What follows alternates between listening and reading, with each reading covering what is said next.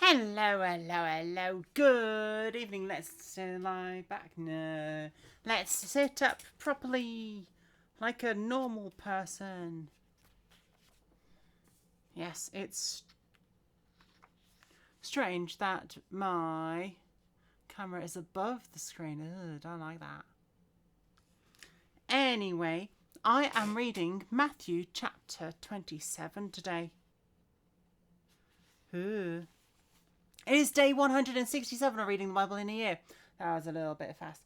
It is day 167 of reading the Bible in a year. And this is the third reading of today. And I cannot help but look at myself in the screen, even though the camera's above the screen.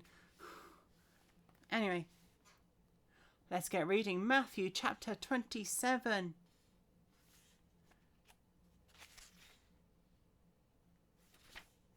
There's quite a lot in this.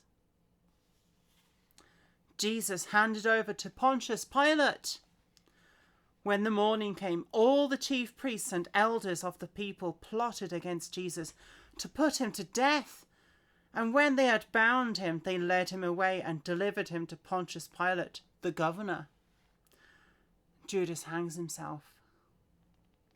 Then Judas, his betrayer, seeing that he had been condemned, was remorseful and brought back the 30 pieces of silver to the chief priests and elders, saying, I have sinned and by betraying an innocent blood. And they said, What has that to do with us? You see to it. Then he threw down the pieces of silver in the temple and departed, and went and hanged himself. But the chief priest took the silver pieces and said, It is not lawful to put them into the treasury, because they are price of blood. And they consulted together and bought with them the potter's field to bury strangers in it. Therefore that field has been called the field of blood to this day. Then was fulfilled what was spoken by Jeremiah the prophet, saying, And they took the 30 pieces of silver, the value of him who was priced, whom they of the children of Israel priced, and gave them for the potter's field, as the Lord directed me. Jesus faces Pilate. Now Jesus stood before the governor, and the governor asked him, saying, Are you the king of the Jews? Jesus said, It is as you say. And while he was being accused by the chief priests and elders, and he answered nothing. Then Pilate said to him, Do you not hear how many things they testify against you? But he answered him not one word, so that the governor marvelled greatly. Taking the place of Barabbas, I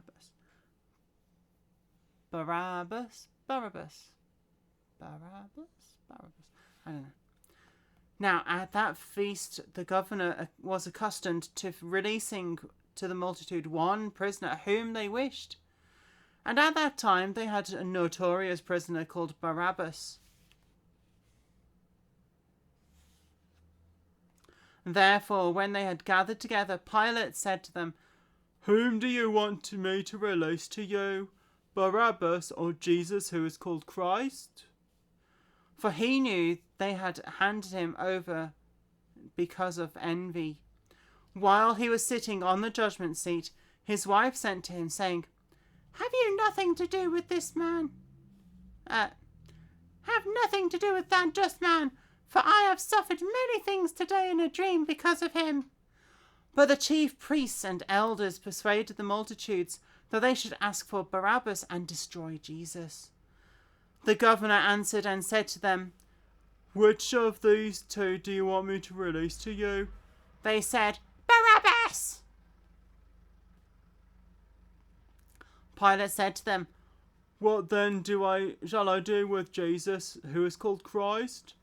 And they all said, Let him be crucified! Then the governor said, Why, what evil has he done? But they all cried out all the more, saying, "Let him be crucified." Then when Pilate saw that he could not prevail at all, but rather that a tumult was rising, he took water and washed his hands before the multitude, saying, "I am innocent of the blood of this just person. You see to it." And all the people answered and said, "His blood be on us and our children." Then he released Barabbas to them, and when he had scourged Jesus, he delivered him to be crucified. The soldiers mocked Jesus. I don't like the camera being that high. Then the soldiers of the governor took Jesus into the praetorium and gathered the whole garrison around him, and they stripped him and put a scarlet robe on him. When they had twisted a crown of thorns, they put it on his head, and a reed in his right hand, and they bowed the knee before him and mocked him, saying, "Hail, the King of the Jews!" Then they spat on him and took the reed and struck him on the head. And when they had mocked him, they took the robe off him, put his own clothes on him, and led him away to be crucified. The king on a cross. Now as they came out, they found a man of Cyrene, Simon by name, and they compelled him to bear his cross. And when they had come to a place called Golgotha, that is to say, the place of a skull, they gave him sour wine mingled with gall to drink. But when he had tasted it, he would not drink.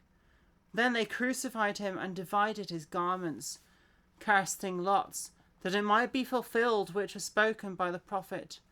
They divided my garments among them, and for my clothing they cast lots, which is from Psalm 22. Okay. Sitting down, they kept watch over him there, and they put up over his head the accusation writ against him, "This is Jesus, the King of the Jews." Then 2 robbers were crucified with him, one on the right and one on the left. And those who passed by blasphemed him, wagging their heads, I think shaking, I don't know, and saying, "You who destroy the temple and build it in 3 days, save yourself. If you are the Son of God, come down from the cross." Likewise the chief priests also, mocking with the scribes and elders, said, "He saved others, himself he cannot save. If he is the King of Israel, let him now come down from the cross, and we will believe him. He trusted in God. Let him deliver him now, and he will have him. For he said, 'I am the Son of God.'" Even the robbers who were crucified with him reviled him with the same thing. Jesus dies on the cross. Now from the 6th hour until the 9th hour, there was darkness over all the land.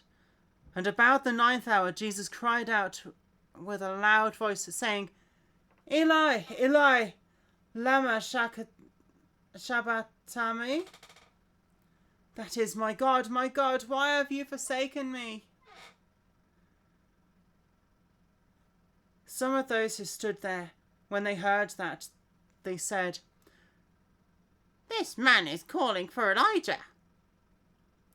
Immediately one of them ran and took a sponge, filled it with the sour wine and put it on a reed, and offered it to him to drink.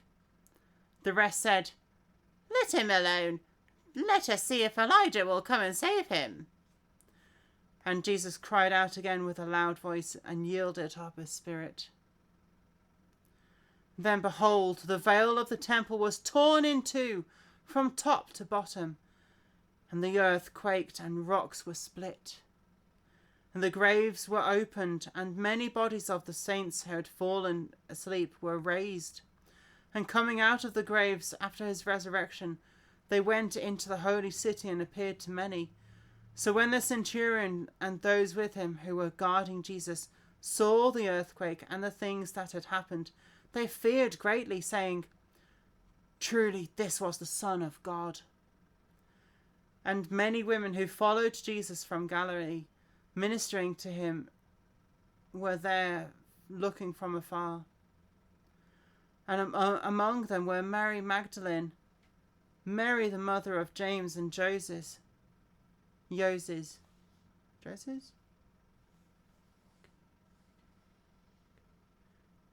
It also says Joseph. And the mother of Zebedee's sons. Jesus buried in Joseph's tomb. Now, when an evening had come, there came a rich man from Arimathea, named Joseph, who himself had also become a disciple of Jesus. This man went to Pilate and asked for the body of Jesus. Then Pilate commanded the body be given to him. When Joseph had taken the body, he wrapped it up in a linen cloth and laid it in his new tomb, which he had hewn out of the rock. And when he rolled a large stone against the door of the tomb and departed. And Mary Magdalene was there, and the other Mary sitting opposite the tomb. Pilate sets a guard. On the next day which followed, the day of preparation, the chief priests and the Pharisees gathered together to Pilate, saying, "Sir, we remember while he was still alive, how the deceiver said, 'After 3 days I will rise.' Therefore command that the tomb may be secure until the 3rd day, lest his disciple come in by night, and seal him away, and say to the people, 'He has risen from the dead,' so that the last deception be the worse than the first." Pilate said to them, "You have a guard. Go your way. Make it as secure as you know how." So they went and made the tomb secure, sealing the stone and setting the guard. And there's just one chapter left of this gospel account of Jesus. Yes, it is the gospel according to Matthew. And yeah. Right, I will move the camera tomorrow because I need to make sure that I am not looking up all the time. I don't like looking up all the time. Anyway, I will stop there and I will see you tomorrow.